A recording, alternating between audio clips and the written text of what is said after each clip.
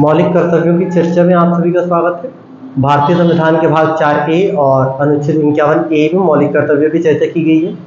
यहाँ पर याद रखने वाली बात यह है कि मूल संविधान में मौलिक कर्तव्य नाम का कोई टॉपिक नहीं था, लेकिन कांग्रेस पार्टी की सरकार आते ही उनको लगा कि मौलिक कर्तव्य होना चाहिए। क्योंकि हमारे पास मौलिक अधिकार है, इसलिए हमारे लिए कुछ मौलिक कर्तव्य होना चाहिए। ठीक है, जिनके पास मौलिक अधिकार है उन्हीं के लिए मौलिक कर्तव्य है। तो इसके लिए चौधरी चरण सिंह समिति की अध्यक्षता में 1976 में एक टीम बनाया गया। उस टीम ने कहा कि 8 प्रकार के मौलिक कर्तव्य होने चाहिए, लेकिन 42वें संविधान संशोधन अधिनियम 1976 के माध्यम से कुल 10 मौलिक कर्तव्यों को मूल संविधान में जोड़ा गया। आगे चल करके 86वां संविधान संशोधन अधिनियम 2002 के माध्यम से एक और मौलिक कर्तव्य को जोड़ दिया गया। तो वर्तमान में कुल मौलिक कर्तव्यों की संख्या कुल 11 है। कौन कौन से मौलिक कर्तव्य है? इसमें पहला जो मौलिक कर्तव्य है वो है संविधान का हमको पालन करना है, उसके आदर्शों की हमको क्या करना है? सम्मान करना है।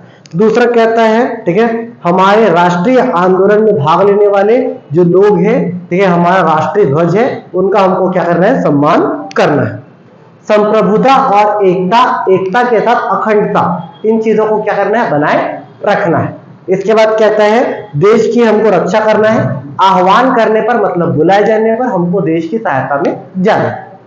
5वां कहता है भारत के सभी लोगों में समरसता, समानता और भाईचारे की हमको क्या रखनी है? भ्रातृत्व भावना का संचार करना है, ऐसी विचारधारा हमको रखनी है।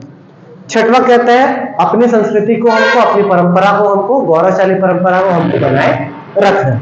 7वां कहता है हमको प्राकृतिक वातावरण की हमको क्या करना है? सुरक्षा करना है, जैसे कि नदी, झील, पर्वत, पहाड़, पेड़ नहीं काटना है हमको, इन सभी बारे में बात करते हैं 7वें। 8वां हमको कहता है वैज्ञानिक दृष्टिकोण और मानव और ज्ञानवर्धक तथा सुधार की ओर हमको लगातार आगे बढ़ते रहना है, मतलब विकास की ओर हमको आगे बढ़ते रहना है।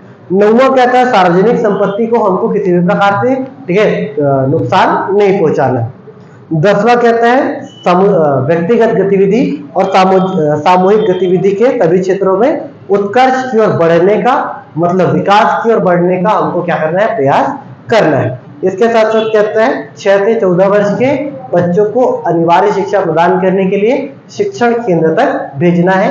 ये मोस्ट इंपॉर्टेंट बात है, ठीक है। आर्टिकल नंबर 21A जब जोड़ा गया था तो इसे जोड़ा गया था आर्टिकल नंबर 21A के साथ, और पालकों के लिए ये निर्धारित किया गया था कि अपने 6 से 14 वर्ष के शिशुओं को स्कूल तक भेजें और उनको क्या कराए? अध्ययन करवाए। ठीक है, तो ये तो था आपका क्या? आर्टिकल नंबर 51A, जिसमें 11 मौलिक कर्तव्यों की चर्चा की गई। Thank you.